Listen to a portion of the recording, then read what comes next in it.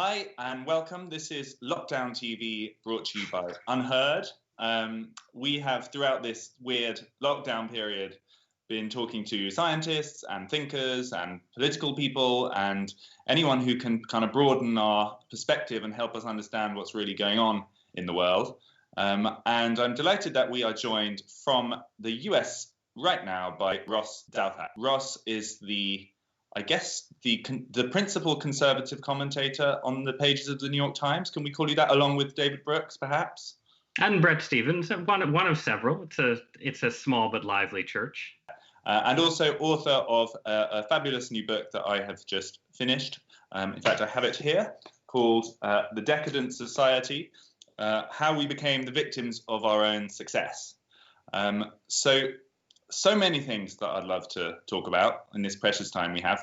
Let's start by just sharing with viewers what you mean by the Decadent Society. It's a vision that it resonated with me, and I felt sympathy for it.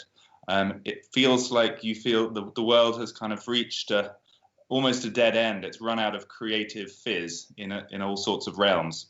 How would you summarize that?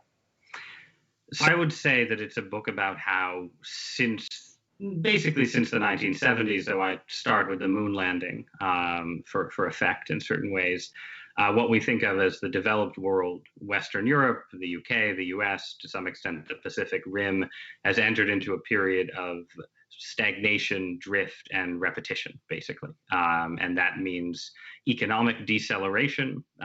Growth hasn't disappeared, but it's much slower than it was before. A certain amount of technological disappointment. We've had incredible breakthroughs in communications technology and simulation technology, but energy, transportation, space travel, all kinds of fields that people were optimistic about in the 1950s and 60s. We've had fewer breakthroughs than people anticipated. And then Western societies have gotten older. They have fewer and fewer babies. They have, sort of demographically older and older profiles, which in turn feeds into, I think, both political sclerosis, this sense of sort of stalemate and gridlock and inability to change anything, and a certain kind of cultural repetition, which I sort of puckishly link to, the Marvel superhero movies and the recycling of Star Wars movies, but I think extends beyond just Hollywood to encompass political and intellectual debates as well. So the book is sort of trying to push back against both deep pessimism, the people who think that the Western world's about to collapse under the weight of plutocracy or climate change or wanton immorality, but also against the sort of hyper-optimists, the Steven Pinkers, who argue that things have never been better and they're just going to keep getting better still unless we mess it up somehow. I found it, I guess, quite depressing in the sense that for even the kind of sort of calamitous reading of today's moment, which is, we had that moment where we thought that history was over and now suddenly history has started again in all its dark forces and we're back. Actually, the picture you paint is that all the kind of ructions of today are actually symptoms of something possibly more sinister, which is a kind of a boredom, an end of days atmosphere, which actually, it's almost worse than history being back. There are advantages to sort of boredom and repetition as opposed to having hundreds of thousands of people die from a deadly disease, right? So it's important throughout the kind of pessimistic aspects of my story to recognize that complaining about decadence is also kind of a luxury good, right? You only get to complain about decadence when the planes are actually running on time and the political system is, seems like a mess, but it's also holding together and GDP hasn't collapsed and so on. So that's the only pushback I'd offer against the totally negative portrayal. But yes, I think that is a sense in which, if you look at things like the rise of populism or the revival of socialism and so on, there are often people reaching back to a more youthful and dynamic phase of Western history and trying to sort of recover lost political traditions, but they often end up just sort of recyclings that don't actually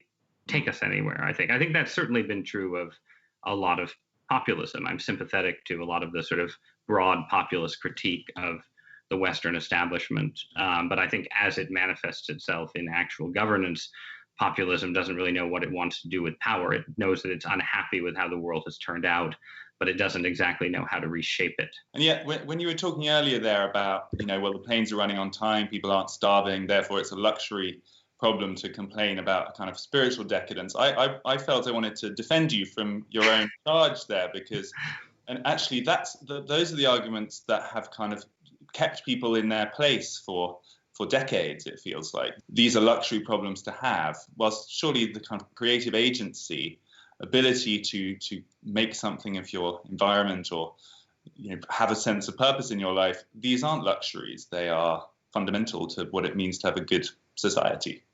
Yes, no, I obviously absolutely agree. And I think the problem with there's a weak case for decadence and a strong case. And the weak case is the one I just offered you, that, you don't want to invite turmoil, plague, pandemic, and revolution just to get out of a period of sort of malaise and torpor.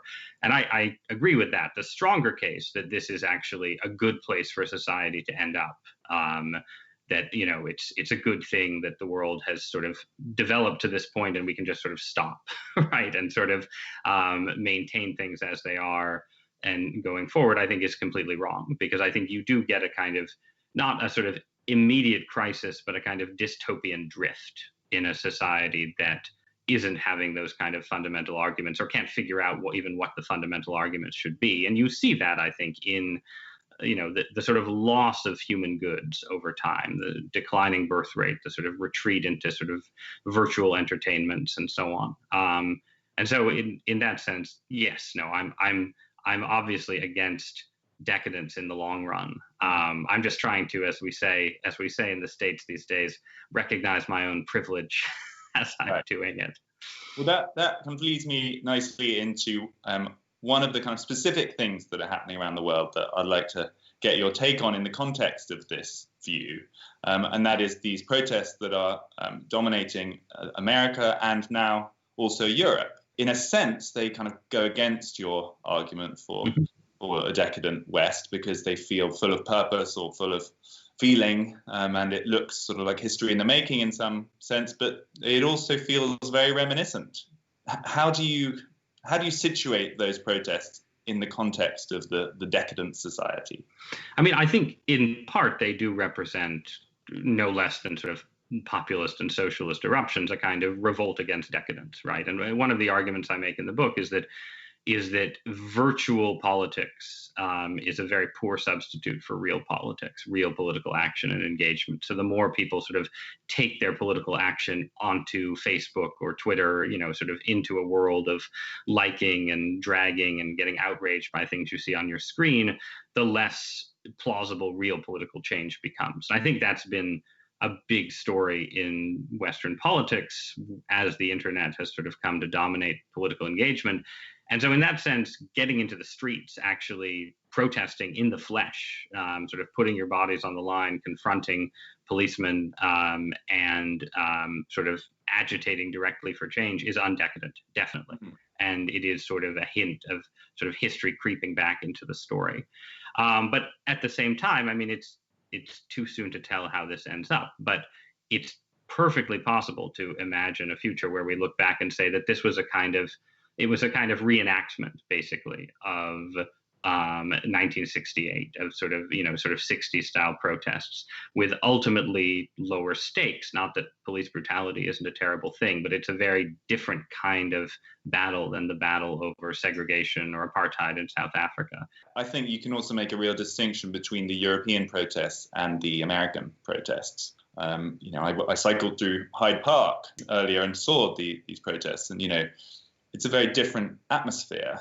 Yes. No, I think the European protests, I mean, obviously there are incidents of police brutality in the UK and the European continent, but there isn't anything like the same. I mean, the US is just a much more violent and heavily policed country, and therefore... Which situates actually the European event more closely in your kind of context, because it feels like it's people more in search of an ideal and wanting to do something virtuous and wanting to be part of history and wanting to feel deeply, and gathering. And I saw a picture earlier of a street in Oxford, which is one of the kind of whitest, most secular middle class places in England, all taking the knee. Even the action itself feels religious. You know, do you think there's truth to that?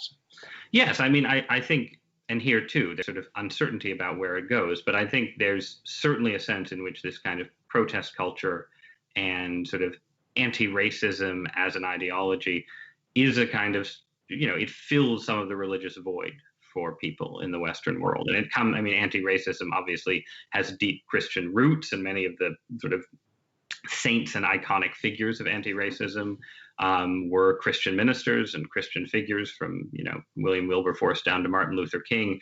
But today, it is a more secular movement that sort of then tends in a religious direction. You can imagine, I think, a future where this actually, we see this as a genuine religious awakening, and a kind of genuine religious culture is built out of these religious impulses. I think, though, that that's less likely than a world where this is sort of an example of religious energy that doesn't know where to go, right? That it can sort of manifest itself in these moments of protest and this kind of the self-scrutiny involved in checking your privilege and examining your whiteness and so on, but it never actually coheres into something with the robustness of an actual, the Christianity that used to fill that role. I mean, talking about this kind of yearning for spirituality or for something to believe in, you then look at the picture of the two most recent American presidents, Barack Obama, who in one sense was the preacher president and gave people a kind of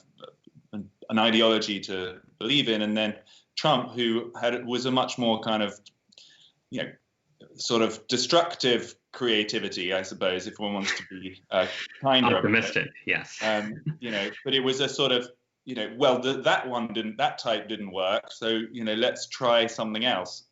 Do you think you can see them as two sides of the same yearning? Up to a point. I mean, I think what's interesting about Obama is that there's a big difference between the Obama of 2008 and the Obama who was actually president. So that Obama 2008 ran on reenchantment. He ran on not fully religious reenchantment, but he ran on a sort of return of ambition, return of liberal ambition, return of sort of a somewhat undefined but real political utopianism with a kind of spiritual element woven in. So if you go back and look at the videos of the celebrities singing about Obama, the atmosphere around his rhetoric, his trips overseas, and so on, that was all palpable and present. But that actually wasn't Obama's personality, right? He was a really good orator, but a lot of the atmospherics were things that other people built up around him. And as president, he was a technocrat, like fundamentally. And he wanted to sort of be a policy wonk who was sort of working within the lines of policy briefs and so on.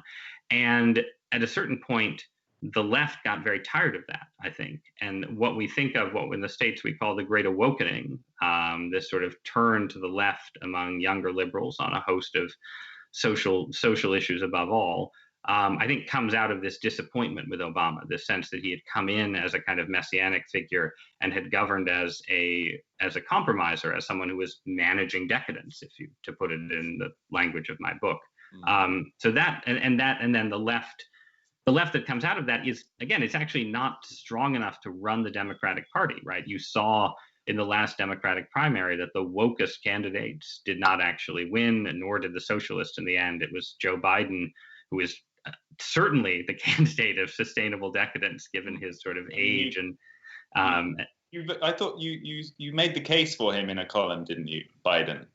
I did. I think that in the end, the fact that the Democrats couldn't find someone to figure out what the transformed party, who could lead the sort of transformed party, meant that Biden was, for the goal of beating Trump, the reasonable choice. But he's the reasonable choice in the way that I was talking earlier about decadence being defensible, right? Sometimes you want to accept decadence if you don't have a clear alternative, but he's still, a figure of sort of liberal decrepitude. Literally been a senator for 50 years. Yes. He looks like sort of sclerosis. Yes, given form and flesh. Yes. Trump is, he's a different kind of a different kind of rebel, but he contains this real duality where on the one hand he is a right-wing rebel against decadence, going around the country saying we're going to bring jobs back, going to every hollowed out industrial town and saying, the way things have been for 30 years, they don't have to be that way. And make America great again is itself a statement that sort of we lost our way somewhere, but we can get back to the America of Trump's youth. But then he's obviously decadent himself, right, in all kinds of ways. And, ultimately, I think ultimately his decadence is most manifest in sort of incompetence and absurdity rather than sinister fascism, which is that's a debate we've been having. I would add that this sort of sense of being out of time. He is a character from the 1980s. He looks like a character from the 1980s. Yes. Him versus Joe Biden could have happened in the 1980s. Yes. No, and all of Trump's worldview, to the extent that any of it is timely, it's a case of ideas that he sort of formed 40 years ago happening to come round, right? So his idea of, trade wars and foreign countries taking advantage of the US and needing better relations with the Soviet Union, it's not the Soviet Union anymore, but he still has all those views, and they've just sort of calcified, but they just happen to be timely in a way because of the crack up of the establishment. So where do you place your hopes and dreams in that case, to get us out of this moment? I mean, you sometimes talk about these sort of post-liberal ideas. Should we be excited about Josh Hawley and the sort of new Marco Rubio corner of things, or should we be looking at kind of young, vigorous technocrats, or where is there hope in the political scene? I mean, I don't know if there is actually hope. I believe in decadence, remember, so maybe there isn't hope. But, the conservative politicians whose politics I'm closest to right now are probably Hawley and Rubio, and strangely Mitt Romney, who in his incarnation as a Republican senator has been very anti-Trump, but also sort of pro-populist on economics in interesting ways. I think the basic perspective that they have, that the age of just conservatives just being for tax cuts, that era has run its course, and you need a more effective government than conservatives have sometimes tended to support. An American conservatism that had a more pro-family economic policy, I think would be a good thing. So that's where I am in my politics. But I try not to, I don't deceive myself that this is going to carry either. I mean, I think it's totally possible that you end up with a Republican future where a figure like Nikki Haley, who's sort of the embodiment of this, old consensus where capital gains tax cuts are the response to everything, faces off against Donald Trump Jr., the embodiment of sort of celebrity populism, right? I can totally imagine that future. What about, let me try and give you some hope here then. Something that we've kind of noticed is the echoes between that corner of the conservative movement and the kind of very left parts of the progressive movement. It's sort of almost the crunchy cons idea from 15 years ago, sort of updated, where in the kind of climate movement, for example, where you have this vision of a kind of pastoral, wholesome world, which is sort of where all of the ugliness of the age of commerce has kind of receded away, would be popular on both of those wings. And there are sort of echoes. I wonder if there's a breakthrough moment. Maybe it might come from someone who could sit in between those two poles and somehow conquer the decaying center. I mean, I don't think that's impossible, and I'm interested in and appreciate portions of the left for precisely that reason. I think the challenge in the States, which is a bit different from the challenge in Europe, is in part one of race and ethnicity and racial division of the kind we're seeing manifest right now. So if you imagined a sort of socially conservative, economically populist movement that started on the right and sort of created a new center, for that to work in the States, there would be a few crunchy left-wing intellectuals or, labor-friendly left-wing intellectuals who might like the movement. But functionally, you would need to draw support from the Black and Hispanic middle class. Those are the actual voters who would be closer to that kind of populism who are currently in the Democratic coalition. And that's where I think, it's just it's hard. It's not impossible. Even Trump himself has won a few more minority votes than people expected, but it's a very hard bridge. It's a very hard bridge to build, given racial history and racial polarization in the US. Unless the leader came from one of those groups, perhaps. You certainly observe in the UK that the communities which are most religious and are most socially conservative, if there is anything called social conservatism left in the UK, it is in the immigrant communities. Yes. And I don't know to what extent that's true in the US, but that's a sort of fault line that could provide something interesting. Yes, I think a Hispanic conservative or an African American conservative who was heterodox. There's sort of a niche of African American conservatives who are very conventional Republicans, but a more heterodox African American conservative could be a potential figure along those lines. But it's just, I think in the whole Trump era and all of the controversies thereof, you can see the pull of something more like white identity politics on the American right. And that's hard to overcome. And yeah, I mean, American conservatives also used to win Asian American voters. And they even used to win Muslim American voters. George W. Bush did very well with Muslim Americans in the year 2000. And the combination of the sort of retreat of conservatism into rural enclaves, 9/11 and the war on terror, all of that has made that kind of outreach harder. I read Patrick Deneen's review of your book. He was sort of gently critiquing the sense he had that you end the book on a sort of expansive idea that we might have to go back into space or expand in order to regain a sense of vitality and cultural purpose. And he argued that the kind of conservative spirit is one where the decadence and decline is baked in, and that one should be constantly trying to slow it down and preserve whatever you've got that is good. Do you think he was right in any sense? I have this line that I've used many times, right? That everyone in American conservatism either enters the right through Ayn Rand or J.R.R. Tolkien. And I certainly entered through Tolkien. I have a very strong sort of pastoralist, anti-modern streak. But I think in this book, my views have evolved somewhat in the sense that I think that is not enough to deal with the society that we have right now that sort of depends on dynamism for its future. We just gone through Brexit. We're kind of still going through Brexit, which has been right. a very decadent feeling and sort of stultifying. But it did happen. It happened. Yeah. It's still possible that there's a kind of creative jolt from being a kind of fully independent country again that might counter that decadent feeling. So I wonder whether, if that kind of thing, decentralization of nations happens, maybe you could even see in the United States, if they can't agree on a federal government, you'll see more and more things kind of devolve to groups of states. We already saw that in the response to the pandemic. They're so different. Maybe the way that things become more interesting again is that people sort of, politics just flows in an organized way away from the center and downwards.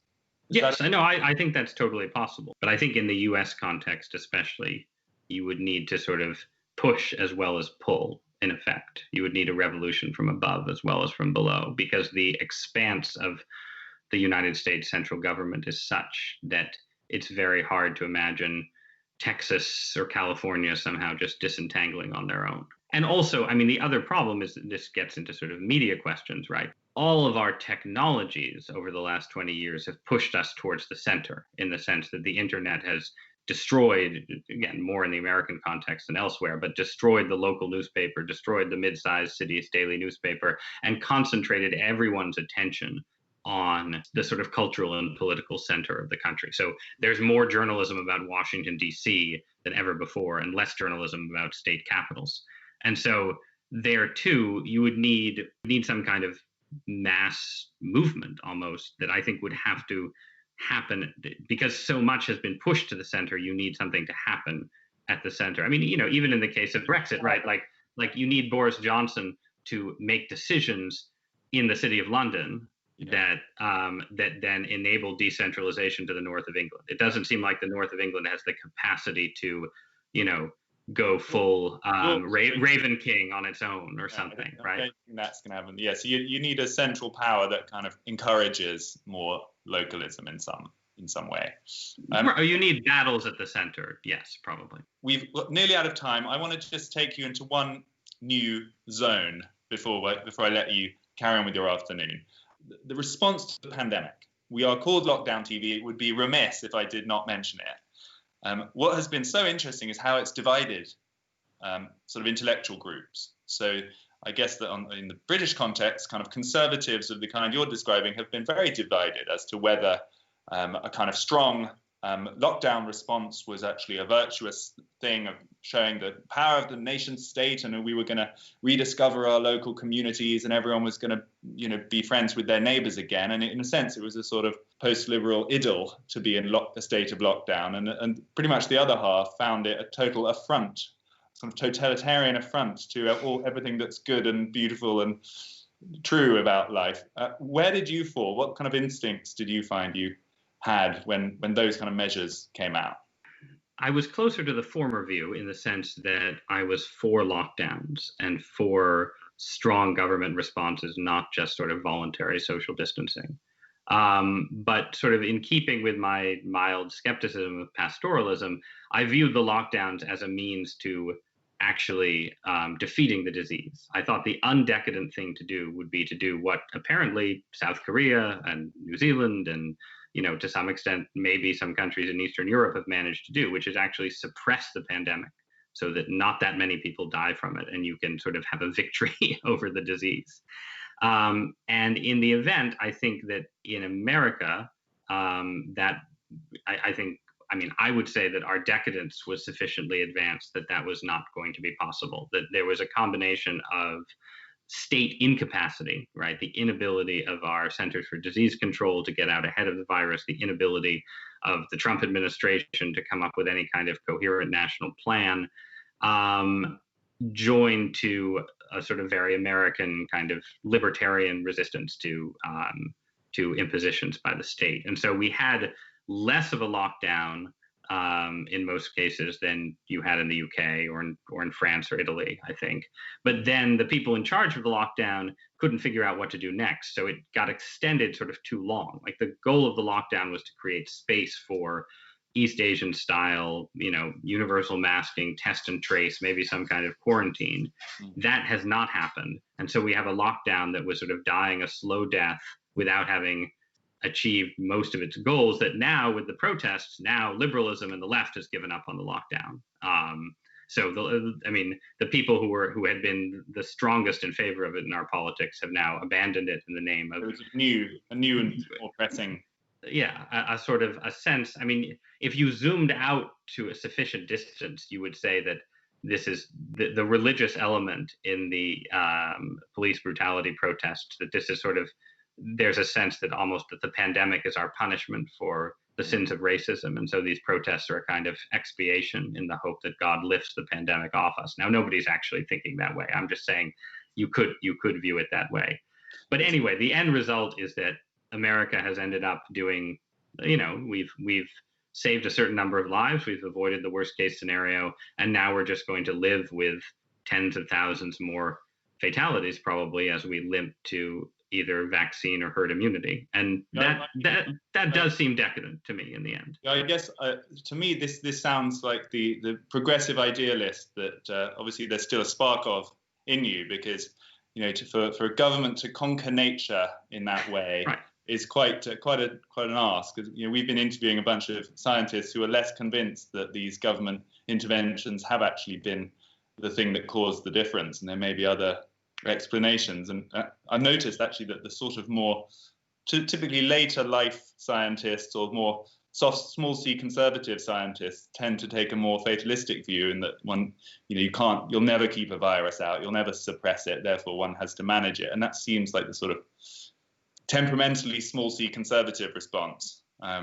Yes, to some extent. I think that I have picked up, I don't think it's so much a spark. I think it's something that I've added with time, that I've gained more of a sort of appreciation for the Americanism of the World War II atom bomb space age era, when there was a sense that, that sort of human beings with some combination of public and private effort could do great things.